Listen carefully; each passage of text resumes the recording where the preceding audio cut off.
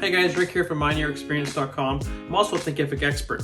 In this video, I'm going to help you film your own course by sharing with you all the tips and tricks that I use to film my first course. Let's get started.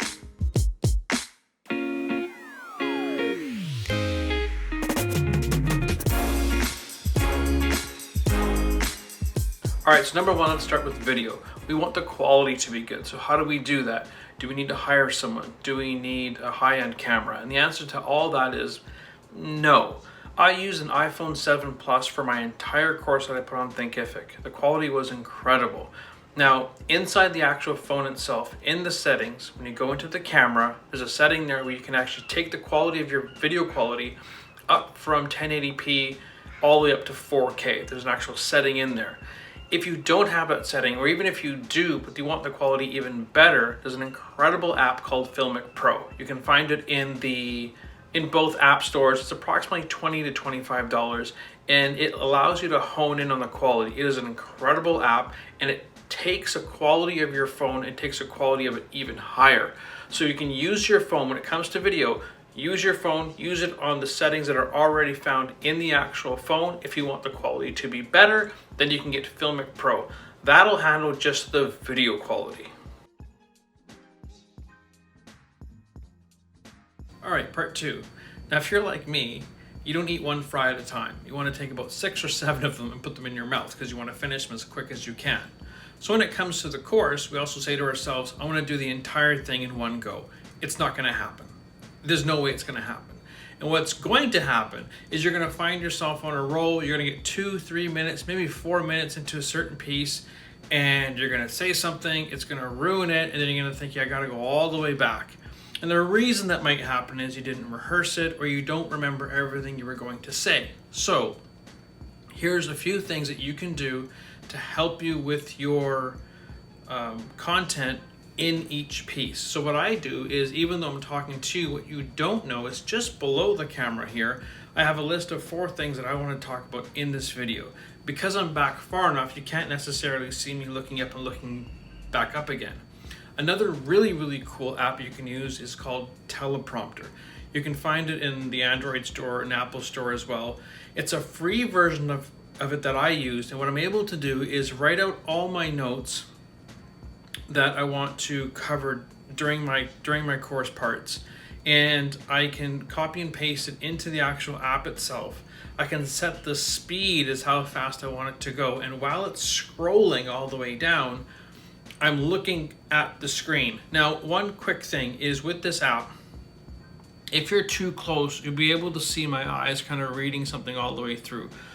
So the trick is, my screen's kind of big enough, is to be back kind of far enough that you can't really tell that I'm reading from a screen. It's just a neat little thing to do. So if you're too close, people will be able to tell you're reading from something.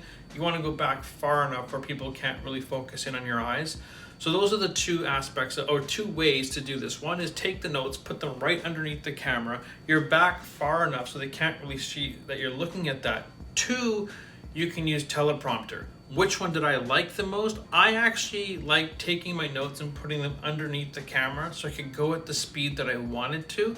I did use Teleprompter. However, I found myself sometimes going faster, and then I had to slow down what I was saying for Teleprompter to follow up with me, catch up with me, or it was going too fast and I was trying to remember everything as it was saying, as it was on the screen. I was trying to say all the words. So those are the 2 options. Write your notes out underneath and or use Teleprompter. My actual favorite is audio. Now, there's a saying, it goes like this: people will forgive video quality, they do not forgive audio quality. You have to be clear. So there's kind of 3 ways you can do this. If you're going to be close enough and the ceilings are low so there's no echo, you could possibly get away with just using the microphone from your phone if you're kind of sitting down and you're close. The second way of doing it, which I've done for a long time, is using lapel mics. Now, these are called Tech Pro. These are on a Canadian website called London Drugs. You can go on there and find them. These are about $1.99. Why I use these is this. Number one, I'm never that far away from the camera, maybe 10 feet, if that. Usually it's about 7 feet or 5 feet and so on. Number two, These microphones, they come with a battery indicator light, which lets me know how much battery is left. That's always been important to me. Outside of teaching people how to create their own courses, I've had a social media company for about 10 years. I've been filming tons of videos, so these are wonderful. One other thing that just personal preference that I really like is these guys use AA batteries as well. You can find a few that do rechargeable, great for the environment as well, so that's an awesome thing to do. The third option, so number one was your phone, two is lapel mics, third is what I'm doing right now. I have a little boom mic right here. I have it kind of set up behind the camera, which I'm using. This allows me to move around a little bit more. If I'm at home and I'm filming this, which I am right now, I find this much easier to use. The whole setup to start, assuming you already have your phone, you can get a tripod and you can get the boom mic with the mic all included. This should just be $100. You should only have to spend about $100. In the course, I spent way more than that because it was my first course I was filming as well. So I kind of go through the process of kind of saving yourself some money. So when it comes to audio, people will forgive video quality. They don't forgive audio quality. There's 3 ways you can do it. Use your phone mic, use lapel mics, and lastly, you can use a boom mic.